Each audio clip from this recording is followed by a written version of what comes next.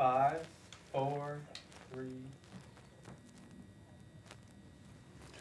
Hello, and welcome to the Workforce Show. My name is Jim Thomas, and I'm going to be hosting the show this evening. I'm pleased to introduce three awesome guests that are with me this evening, and let me introduce them now. First, we have Elizabeth Humphrey from the McCormick Group.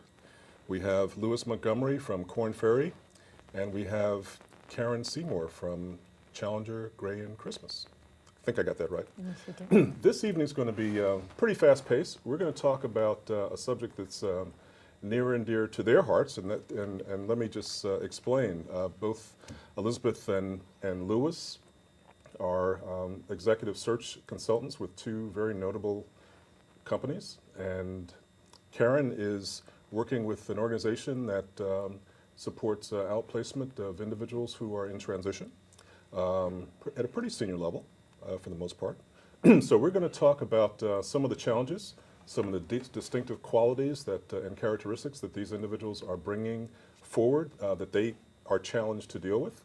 And we're going to talk it in two segments. We're going to talk about the older candidates and what challenges they may have and what distinctive qualities they bring that they want to use to either get that next position or stay where they are. And we're going to talk about millennials a bit and find out what their distinctive qualities and challenges are. So I'm going to start with Elizabeth, and we're going to talk about the older worker and what distinguishing characteristics are you seeing that the older workers bringing to you as you try to identify candidates to place with your clients? Great. That's a great question, and as you can imagine, we get a lot of that often. And I think that one of the big distinctive characteristics that older workers, which I'm very hesitant to use the word older, seem to bring to the table is, they really do have more accomplishments. They're much better at articulating their accomplishments. They are much better with talking and giving real world examples. And I would say that's probably the biggest piece. They're very engaging. They know how to turn a conversation, to continue to ask questions and to continue to probe. So it's been my experience that with a lot of older individuals looking for new opportunities, that they tend to have a really good conversation with the people who are interviewing them. So let's talk about challenges quickly. What challenges might they bring? Well, I think a few challenges. Number one, they usually aren't as good with selling themselves or having to pitch themselves. They also seem to be a little bit stuck in their ways many of times, so sometimes they come across as not as flexible. I see. And a lot of times they haven't had as many experiences as millennials have had, so they tend to stay in jobs much longer versus being quick to sort of jump ship or look at the next opportunity. I see. So speaking of millennials, what kind of distinctive qualities are they bringing to your office as you're looking for candidates to place with your clients? They're definitely eager, hungry, very flexible, willing to do more with less, willing to work on multiple teams. They seem to be very flexible. They don't need to know as line by line, what does my job really consist of? They're very open. They want more challenges. That seems to be the big one. I see. Okay. Well, we're going to go around and we're going to come back to some easier questions. Okay. Lewis, the older worker, what kind of distinguishing characteristics are you seeing? I would agree with many of the points that Elizabeth made. I mean, clearly what older workers bring is really a depth of experience. Having seen a lot of change over time, they're also, in many cases, can point to some very significant accomplishments. I think one of the big things that older workers can bring, especially in this workforce, is having been there and done that, and having seen really a lot of organizational change over time. If you look at some of the companies in this area, there's been so much merger and acquisition activity. So it's entirely possible for some of the older workers to have worked for multiple organizations, but actually have been in the same place for quite some time. So I think that's one of the major things that they bring to so I think it's a significant breadth and depth of experience. Now, both of you are working with bringing in candidates either who are working or may be in transition. Karen has a different situation, I suspect, because most of your clients are in transition, I suspect. And so as you look at those individuals, I suspect things are a little different, but we'll come back to you. I cut you off because I still want to hear about millennials, Okay, sure. relative to their challenges and their distinctions. Well, clearly, millennials are obviously much younger people by definition, and one of the things that they bring is really technological savvy. I mean, that's one of the big differentiators between younger folks and older folks. And I'd say, secondly, one of the things they bring, as Elizabeth mentioned, was they're a lot hungrier. I'd say they bring a lot of energy. It's not uncommon, though, for millennials to have had multiple jobs within a short period of time, which can be both a plus and a minus. So, not nearly as much breadth and depth of experience as an older person, but might have as many experiences across different organizations as an older employee. Well, we've all been there, right?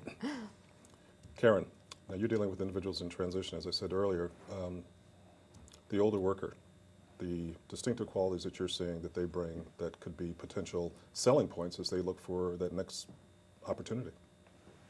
What might they be? Absolutely. Definitely with breadth of experience, as the two other guests here have already mentioned. But in the business that I'm in, we come at this from a very different dynamic because most of the people have either lost their job or their position has gone away and they're trying to figure out what they want to do next in life. And that could be a variety of different routes, starting their own business, partial retirement, full retirement, or looking for a new job. So we take them through the process of trying to figure that out very intentionally.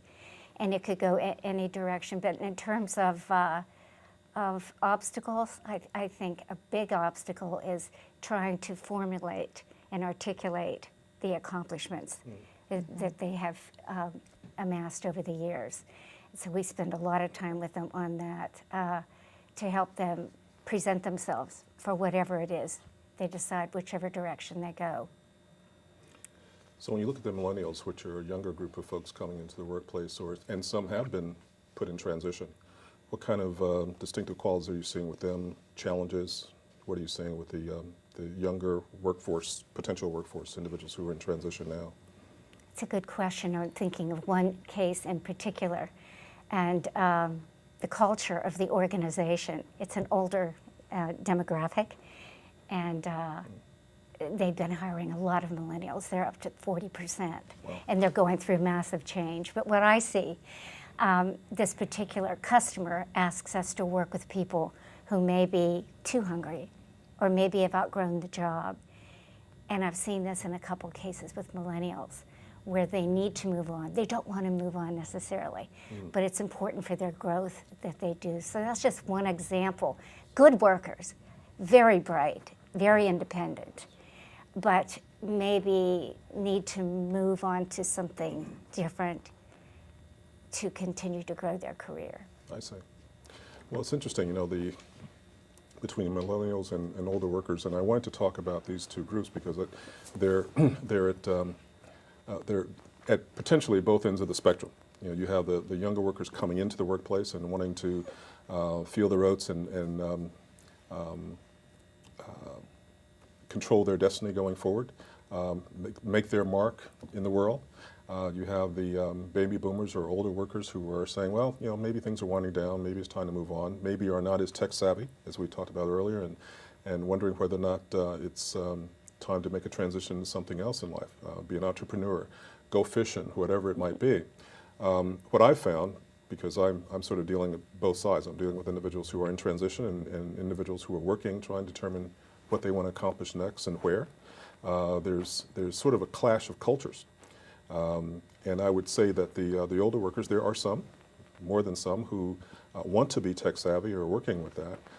But this whole social medium perspective is really challenging.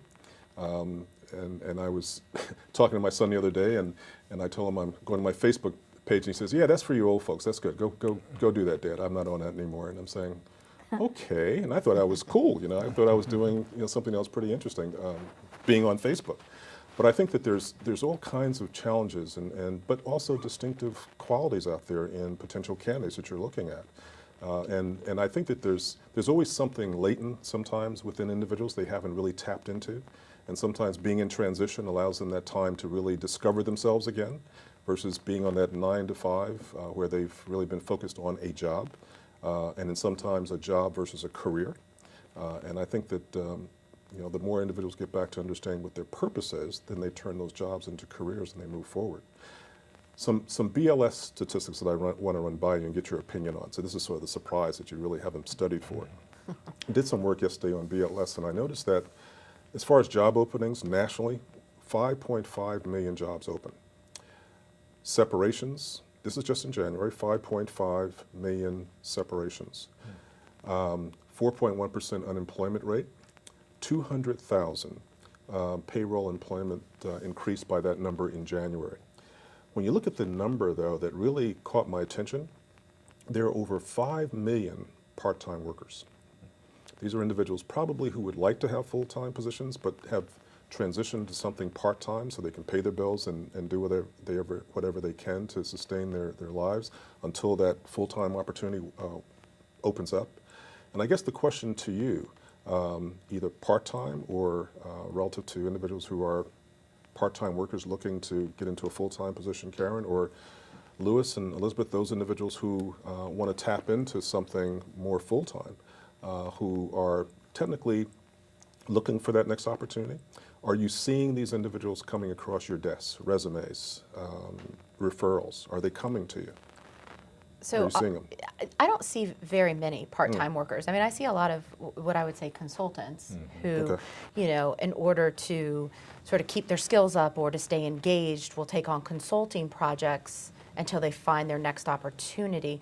But I don't really see a lot in the part-time area.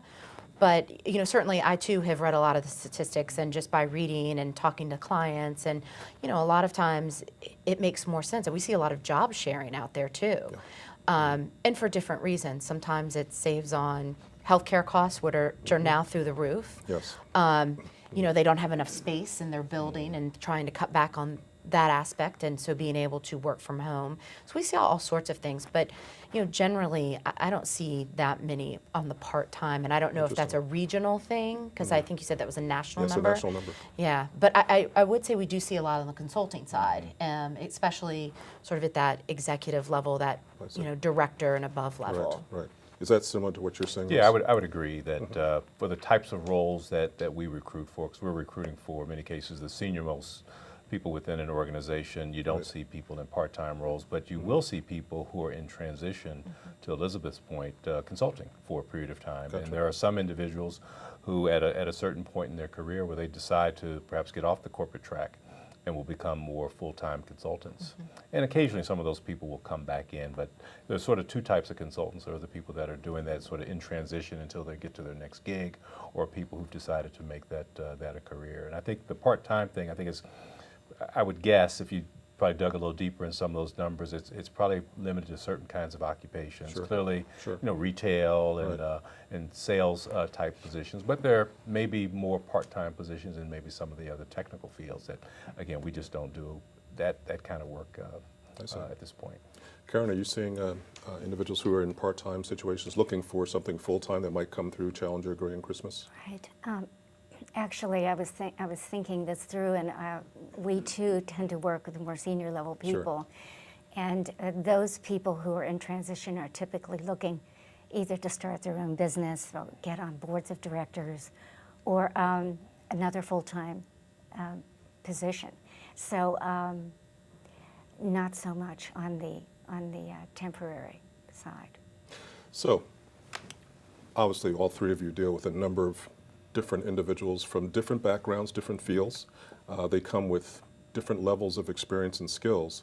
If you were to sort of consolidate what you see most, or the one thing that you would suggest that individuals change or work at improving to be a better candidate for opportunities that you're attempting to fill, or certainly aligning someone with a new position, what would it be? I think that you know, for me, I mean, I try to talk to all of my candidates before they go in for an interview because, you know, you want to be able to give them that pep talk. Sure, sure.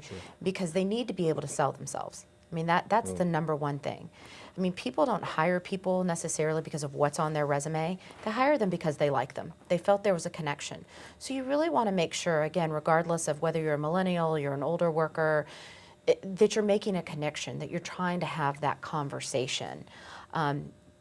You know, if you can continue to talk to someone in an interview past an hour, generally you're coming back. Yeah. So I think that that's really important, again, and regardless of even what the role is you really need to be able to sell yourself and really be able to sell, you know, your accomplishments. You know, we were talking earlier about looking at resumes, and a lot of times they're just bullet points of sort of what your job description was. Right. And people have a really hard time being able to talk about their accomplishments. But I think that if you sort of do your homework and you prepare, that it's much easier. I mean, because you are guaranteed someone's going to ask you about a challenging situation and how did you approach it? How did you fix it? What was the outcome? You know, what did you learn from it? So I think it's all in the preparation. Yeah, that's a good point. A couple of weeks ago, I was talking to a client about their resume, and that very point, it read like, these are my responsibilities across the titles I had. And I said, well, what about your accomplishments and results? And they said, well, geez, I don't remember what those are. And I said, well, did the dog eat all of your performance appraisals? Did your goal assessment sheets go away? I'm sure you filled them out. He says, oh yeah, let me pull those out, because obviously that's where a lot of those accomplishments and goals Sure. are, or results are. And I think that we tend to see that as a one-time exercise. I got through the performance appraisal, I'll store it, and likewise with my goals. But that's where your accomplishments and your results reside. And quite frankly, those are that has an impact on your bonus, your merit increase, your promotion, those things that move you along in your career. I have a lot of clients who have rewritten their resumes to be more accomplishment and results focused. How about you, Louis? Are you seeing some of that too? Or? Sure, I think and I would agree with Elizabeth, that the big thing is really around preparation. And it's about, you know, knowing what you've done and being able to easily articulate that. And it's also knowing information about the individual you're going to be meeting with, and also the organization. And I too spend a good bit of time with candidates before they go in for interviews, and I give all of them the same bit of advice. I said, and I tell them, I said, I don't care how senior you are, most people are not expert at interviewing. But you need to become an expert at interviewing, at least for this next time period. And the advice that I give people is because most people aren't specific enough. They tend to be very general. I had a hiring manager say once about a candidate, and it really stuck with me, and I've told a lot of other candidates this, is that this person talked for a long time but didn't say anything. So the advice that I give people is around, I have this interviewing methodology that I recommend people use, and it's called SAR, Situation, Action, and Result. So I tell them, whatever you do, whatever question you're asked, you can answer it this way. Here's the situation I encountered, here's the action I took, and here was the result. The beauty of this is that there's a beginning, there's a middle, and an end. And the hard part for people, and I tell them, is that when you get to the result, you have to stop talking. Right. And a lot of people just can't do it. They think that more is better, Yeah. and frequently more is not better. And I tell people, after you've gotten to the result, you stop talking, they'll ask you a follow-up question if they want to know more about that. But unfortunately, some people go on and on and on, and it becomes a real turnoff. Yeah, it has to be a close. There has to be a close. Yeah. And you should know what that is before you start the beginning. To Lewis's point, I mean, that's usually because they're not prepared. I mean, it is, you know, you have to practice. I mean, no one was born a great interviewer. Sure. So you really do have to practice. Yeah. And people get nervous. They Yeah. get nervous. They're excited. This is important. And sometimes when people get nervous, some people talk more. Some people talk less. I found many people talk more. Well, you know, freezing is probably worse than talking more, assuming that people want to talk. Right. Karen, what are you finding? Are you Totally Especially agree since- with Elizabeth and Louis on the importance of the interview and the accomplishments and being articulate and very clear. But I also believe that the other piece of doing your research and your industry knowledge, business knowledge, there's so much out there now to help one, especially if you're changing industries, to help sell yourself better in that situation by understanding the industry. Again, in our business, we prepare each and every candidate very thoroughly for the interview process. And we help them prepare success stories, which they ultimately use during the interview process. Sure. And it's practice, it's in their head. So they just pull it so they can relax, enjoy, smile, enjoy the interview, and let their personality come through. There are two things that I always tell my clients, those who are in transition or those who are working, but they're getting ready to interview for another position. So it's about the interview process. When they're not using executive search consultants or professional outplacement organizations, I have found that individuals come to interview, and having interviewed in my life in the positions I've had, a number of people, individuals come, they've studied the position description like it was written yesterday, which it usually isn't. And I always ask my clients, when they get into the interview, you should ask the question, is there anything that, in addition to the position description, that is involved with this position that I'm interviewing for today? And typically, as we all know, at the bottom of most position descriptions it says other duties as assigned. So the last person who had the position embellished or probably did more than what's on that position description, unless it was written yesterday, which is rarely the case. And so by having that additional information prepares them better for how the interview may go. The last thing I always tell my clients to do, which many were surprised when I told them this. I said, you always have to close the interview with asking for the job. Asking in a professional way. You're not begging, but you're asking for the position, indicating however you want that you believe you're the right candidate for the position, and this is a position that you really want.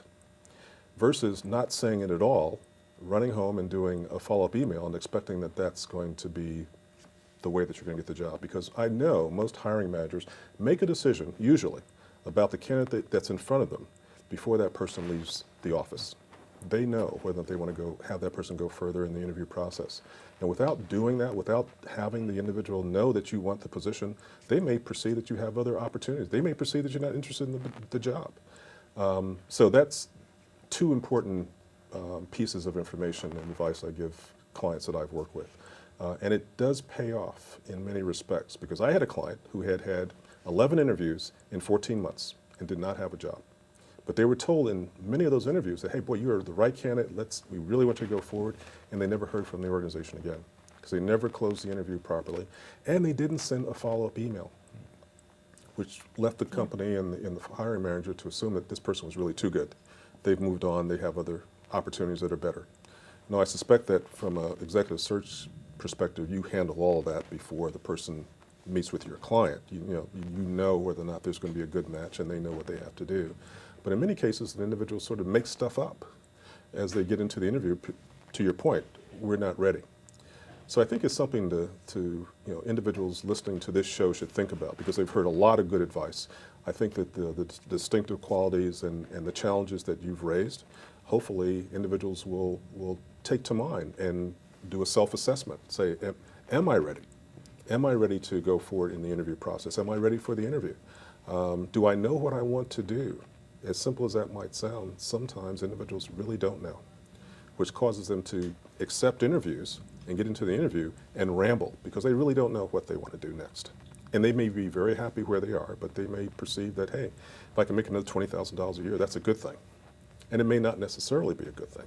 If they take that job, if they actually get that job, and they find themselves leaving in 6 months or a year because it just didn't work out. So I appreciate the time you've taken, and I want to take some time to go over you guys. I've known all three of you for a while. I know that you've had very successful careers, more than what you're doing now, because, and that's something that will be available later. Your biographies will be published, and people will know all the things you've done since grade school. No, we're not going to go back that far. But I think it's important for individuals to know that successful people, which you all are, have had long and distinguishing careers. You've done a lot of things. And I suspect if I asked you, are you following your purpose today? You'd probably all say yes. Because I've asked you individually in some way that question, you've all said yes. And I think that if you're going to be successful in your career going forward, you have to ask yourself the question, am I doing what I really want to do? Am I following my purpose? Am I waking up in the morning and wanting to go to that job, that career, or not. But with that, I'd like to close by saying thank you for listening to the Workforce Show, and thank you to my guests for coming, Elizabeth Humphrey, Louis Montgomery, and Karen Seymour. Thank you very much. Might want to tell us a little bit about how we can reach you. So, Elizabeth? Sure. So the best way to reach me is via email. So ehumphrey@tmg-dc.com, or on our website, you can connect with me through that, which is www.mccormickgroup.com. Awesome. Louis? Similarly, you can reach me via email, and my email address is louis.montgomery@cornferry.com, or through our website, Great. cornferry.com. Karen? Similarly, you can reach me on my email, which is KarenSeymour@challengergray.com. And also our website for the company is www.challengergray.com. Well, thank you all again. This has been a pleasure having you, and I'm honored to have you as my guest tonight. And this closes out another segment of the Workforce Show. Great. Thank you very much.